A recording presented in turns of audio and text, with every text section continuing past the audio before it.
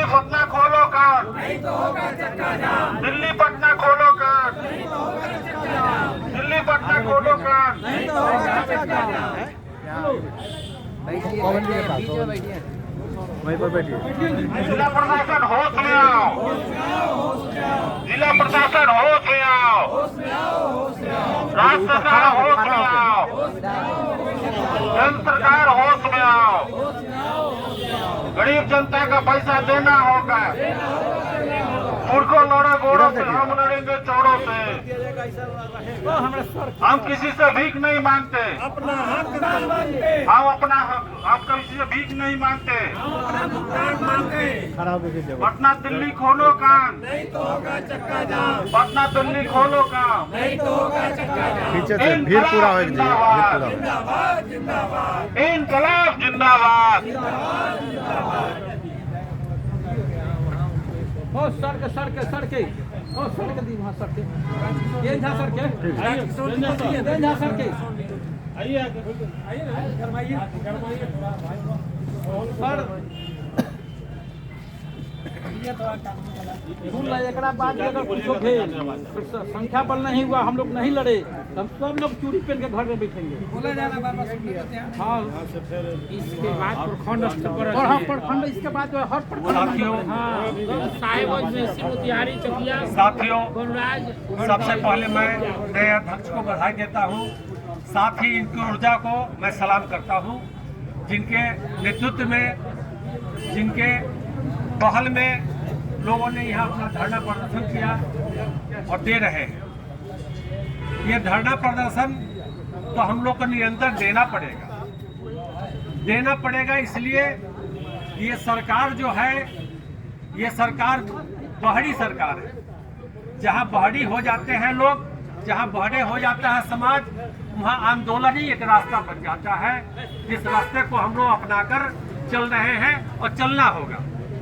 साथियों, मैं इससे पहले भी कई अपने बैठक के माध्यम से, चाहे भाषण के, धरना के माध्यम से बोल चुका हूं कि आजादी की लड़ाई की तरह यह लड़ाई है। जैसे आजादी की लड़ाई 100 साल के बाद मिली थी, वो इसलिए 100 साल के बाद मिला था कि उसमें गद्दारों की भी अहम भूमिका थी। ये गद्दारों की अहम भूमिका हम लोग को लूडो के सांप सीढ़ी के खेल जैसी स्थिति पैदा करते रहता है कि कभी खेलते खेलते हम लोग 99 पर पहुंच जाते हैं और एक सांप आता है खींचकर 2 पर पहुंचा देता है।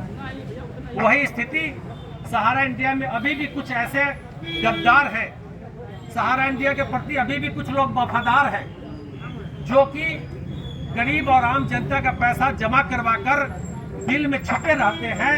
हम लोग के आंदोलन के साथ या किसी भी आंदोलन के साथ वो शामिल नहीं होते हैं। मैं उन सारे आंदोलनकारियों से, मैं उन सारे बैनर को सलाम करता हूं जो सहारा इंडिया के भुगतान के खिलाफ, भुगतान के लिए अपना आवाज बुलंद करते हैं। मैं उन महिलाओं से, मैं उन माताओं और बहनों को मैं नमस्कार करता हूं जो अपने घर की जिम्मेदारियों को त्याग कर हम लोग के इस अभियान में शामिल होते हैं और निरंतर अपना सहयोग करते रहते हैं। निश्चित तौर पर ये सरकार छलावे की सरकार है। बिहार में तो अब विपक्ष भी बदल गया है, सत्ता तो नहीं बदला है, विपक्ष बदल गया है। विपक्ष का काम होता है कि जनताओं का आवाज उठाना, उस आवाज को उठाना जो जनता के लिए वेदना बना हुआ है, दर्द बना हुआ है। साथियों, पोर्टल निश्चित तौर पर एक छलावा है। ये मैं बहुत पहले भी कह चुका हूँ, फिर से आज दोहरा रहा हूँ कि पोर्टल का क्या उद्देश्य था, पोर्टल की क्या संरचना है, पोर्टल का क्या उसका मापदंड है। पोर्टल पर कोई भी आदमी अप्लाई करते हैं, हम लोग जब अप्लाई करते हैं तो एक आईडी जनरेट होता है, तो उसमें ये पता तो चलना चाहिए कि कौन से जमाकर्ता का कितना पैसा जमा है और उनकी कुल मैच्योरिटी राशि कितनी है। इसका एक समरी तो मिलना चाहिए उसको, उसमें से कितना पैसा मिला और कितना बच गया। लेकिन सरकार ऐसा कुछ पोर्टल में इस टाइप का उसमें सॉफ्टवेयर लोड नहीं करवाई है। इसलिए नहीं करवाई है कि सहारा इंडिया को जो पैसा भुगतान करवाएगी, अगर सेबी के माध्यम से चाहे जिस माध्यम से भी, तो उसमें से उनका भी कमीशन मिल सके, वो अपना कमीशन उसमें से धीरे से निकाल के रख सके। 245 करोड़ रुपया सिर्फ सहारा पोर्टल के संरचना पर खर्च हो गया।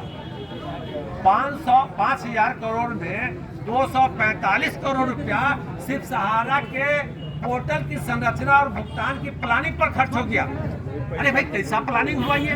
3 महीना में कौन सा प्लानिंग हो गया? कौन सा पोर्टल लॉन्च किया गया? कहाँ सा पोर्टल, किस सॉफ्टवेयर का पोर्टल लॉन्च किया गया?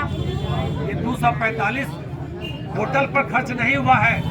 ये 245 में से हमको लग रहा है कि 200 करोड़ तो अमित शाह के जेब में चला गया है खर्च के नाम पर, कि ये खर्च हो गया है। साथियों, पोर्टल पर जो भी लोड किए हैं, हमको नहीं लग रहा है कि यहाँ कोई भी ऐसे व्यक्ति हैं जो हाथ उठाकर कह दे कि हमारे पार्टी का पूर्ण भुगतान हो गया है। आंशिक भुगतान भी नहीं हुआ है और ना होगा। पोर्टल तो एक छलावा है। सबको कोई ना कोई एक उसमें मैसेज देकर उसका रिजेक्शन दे दिया जाता है। कहा जाता है कि आपका मेंबरशिप अपलोड नहीं है। लिखा जाता है कि आपका फॉर्म का अकाउंट अपलोड नहीं है।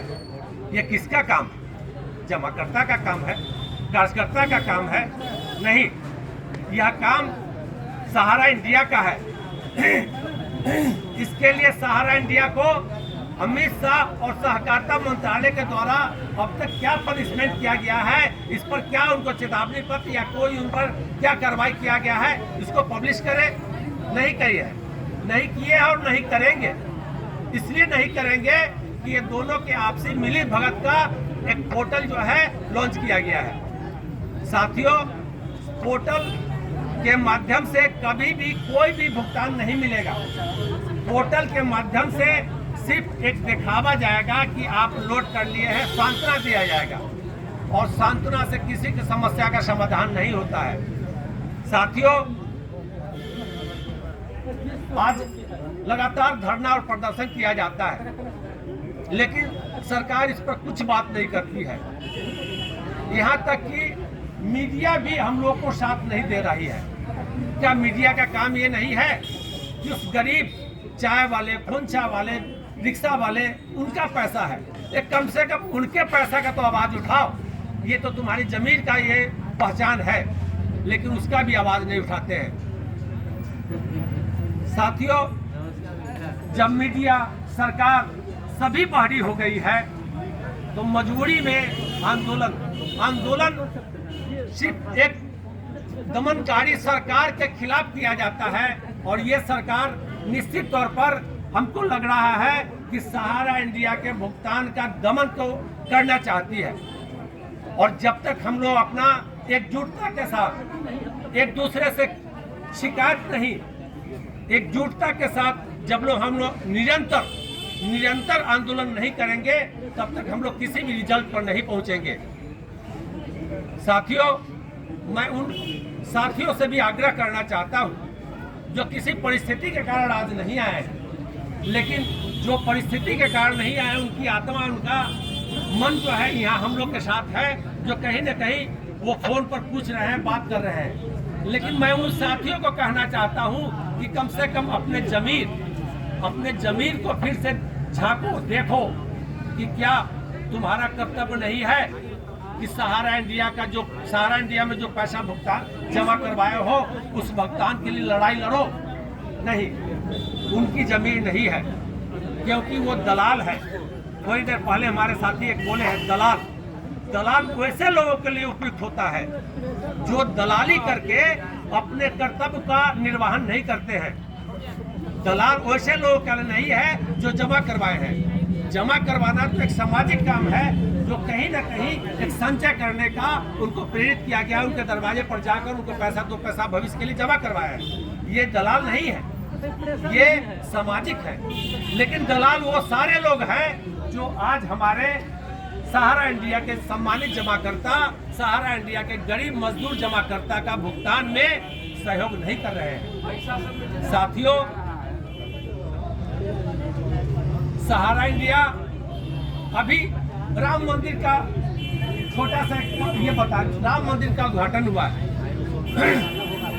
उसमें प्रधानमंत्री जी के द्वारा मेरा मानना है कि प्रधानमंत्री जी के नेतृत्व में ही सब कुछ हुआ है, जिसमें जयव्रत राय को सहारा इंडिया के उप प्रबंधक महाकार्यकर्ता के रूप में निमंत्रण दिया गया है। भाई ये क्या हो रहा है?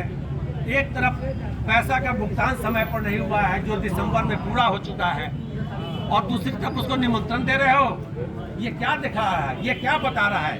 ये हम लोग के लिए सोचने की विषय है कि निश्चित तौर पर हम गरीब जनता को, हम मतदाताओं को जो हमारे मत से सरकार बनती है उसको छलावा दे रही है और उसके साथ बैठकर अपना वो उल्लू सीधा कर रही है।